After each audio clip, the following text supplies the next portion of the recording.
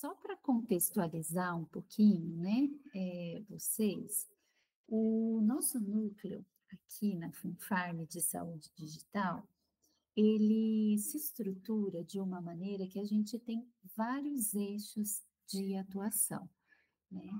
Essa ideia, né, dos eixos é para organizar de fato as nossas ações, e essas ações elas estão muito, conectadas hoje em dia com aquilo que é preconizado pelo Ministério da Saúde, pela Secretaria Estadual, de Saúde, da saúde digital, né. Então nós apostamos que as ações de saúde digital hoje são o futuro, no SUS, né, uma realidade e um futuro. E nesse núcleo, de maneira geral, nós estruturamos 5 eixos de atuação. O primeiro eixo, bem rapidamente, a gente chama de ações internas, que é o nosso trabalho, né, que fazemos com os nossos pacientes da Funfarm, em todo o complexo, no hospital, no ambulatório, no HCM, no Luci Montoro, enfim, são as nossas ações com os nossos pacientes. O eixo 2, que é esse que a gente está trabalhando aqui hoje, é a nossa atuação e o nosso compromisso com os municípios da DRS, né. Eu vou falar um pouquinho mais dele, que ele é o que interessa de fato, para a gente nesse encontro de hoje. O eixo 3 é um polo de apoio nacional. Hoje, nós tivemos um projeto aprovado atualmente junto ao Ministério da Saúde, em que nós somos um núcleo de saúde digital do Ministério. Então, nós vamos começar ações também em todo o território nacional. Tá?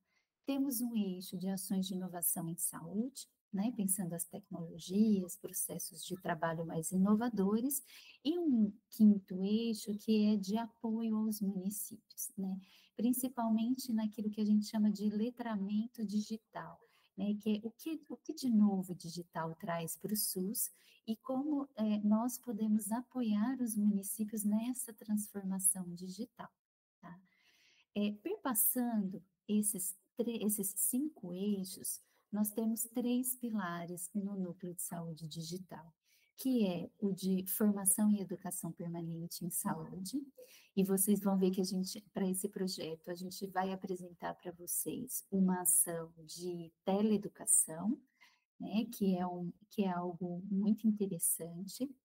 Os serviços de saúde digital em si, né, que hoje temos uma variedade de serviços, que é a teletriagem, teleconsulta, telediagnóstico, a teleinterconsulta, que é o que a gente vai propor aqui, reabilitação, cirurgia, aconselhamento genético, e um outro pilar que é a busca por soluções tecnológicas, né? Que plataformas fazem sentido no SUS, como a gente pensa a interoperabilidade entre os sistemas, né? Então, como integrar diferentes sistemas de saúde. Então, de maneira muito geral e muito rápida, essa é a maneira como nós organizamos na Funfarm o núcleo de saúde digital, né?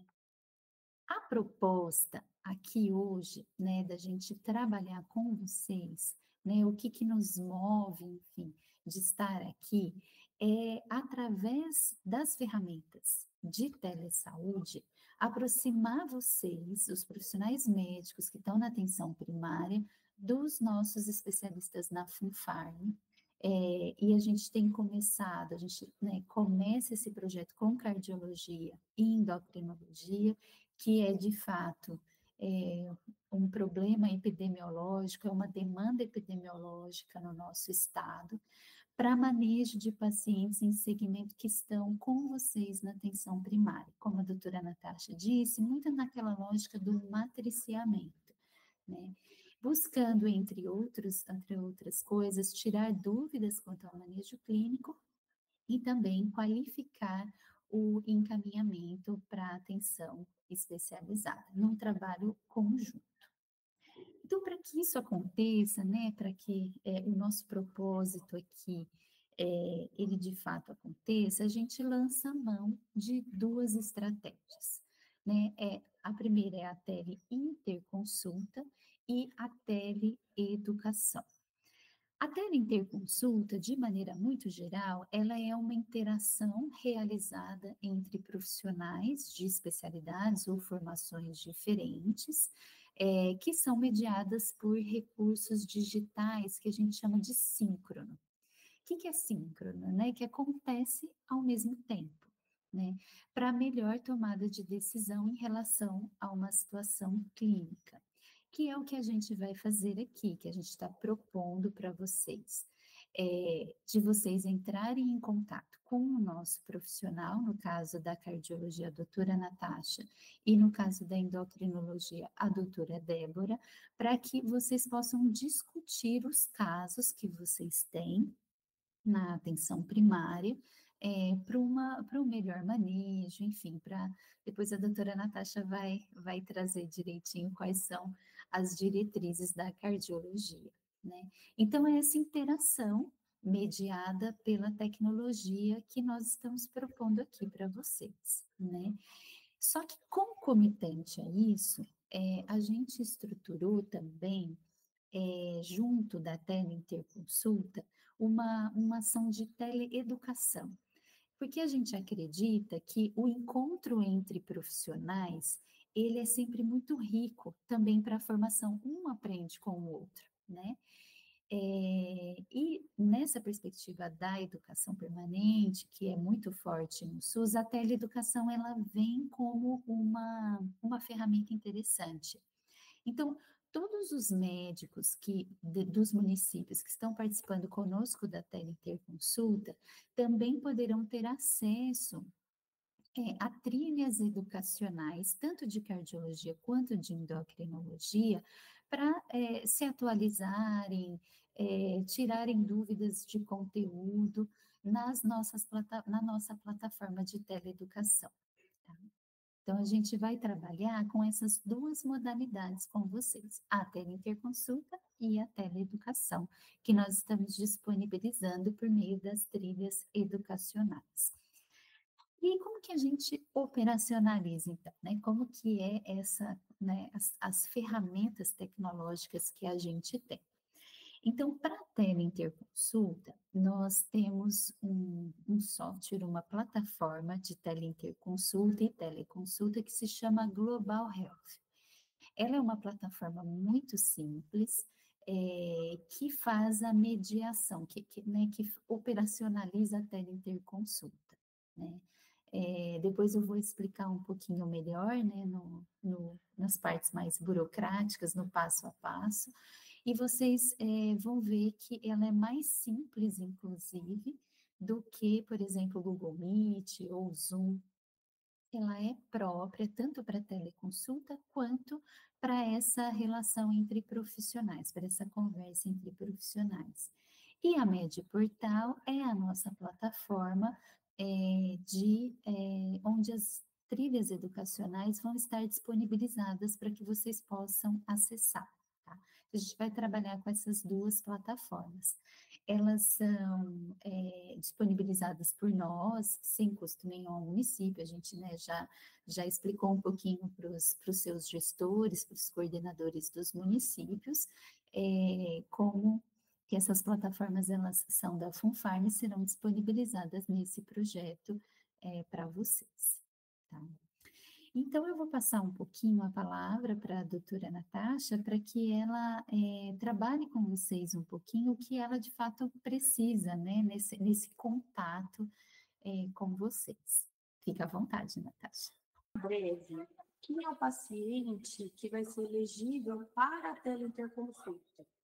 Ele pode ser qualquer paciente que necessite de opinião do especialista. Pode ser um paciente que já tenha um diagnóstico de doença cardíaca ou não.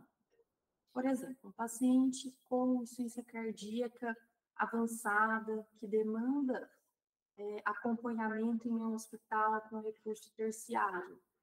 É um paciente que ele vai continuar nesse recurso, mas em períodos entre consultas, ele pode ter piora de sintomas, necessitar de ajuste medicamentoso, e o colega na UBS pode fazer esse ajuste. Eu posso ajudá-lo a fazer esse ajuste. Ou um paciente que já teve alta do serviço terciário, teve um evento, por exemplo, um infarto, ficou estável durante um período de observação e depois foi contrarreferenciado para atenção primária. Quais são as metas de tratamento para esse paciente? Controle de pressão, frequência, colesterol, glicemia. Nós podemos definir junto quais são essas metas e organizar para que esse acompanhamento do paciente possa ser feito na atenção primária, mas de forma mais qualificada. Ou um paciente que tem algum sintoma, por exemplo, uma dispneia. Será que essa dispneia tem aí uma sugestão de ser de causa cardíaca? Ou será que pode ser pulmonar? Vamos trabalhar os diagnósticos diferenciais. Muitas vezes o paciente vai necessitar de exames específicos. E, claro, aí nós temos uma limitação da teleinterconsulta.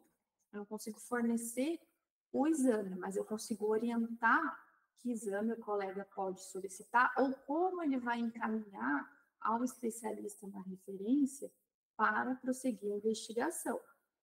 E para que eu consiga fazer essas orientações, eu preciso que o colega descreva o caso do paciente em detalhes, porque eu não tenho paciente do meu lado, né, ou do outro lado da câmera para perguntar, para tirar dúvidas de como que ele está. Então, por isso que a descrição do caso clínico precisa ser muito completa.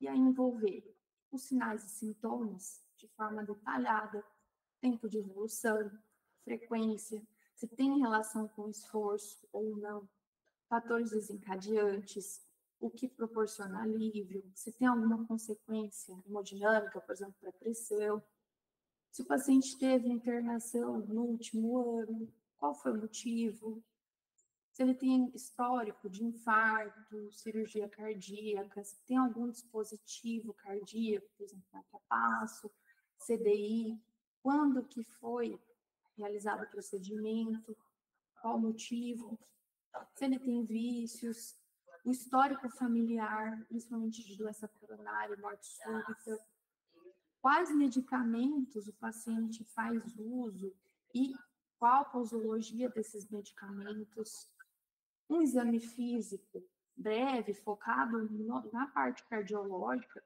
mas que traga os sinais vitais, se tem ou não presença de sopro, como que é esse sopro, se ele tem alguma condição clínica associada, se ele também é diabético, por exemplo, como que está o controle dessa doença.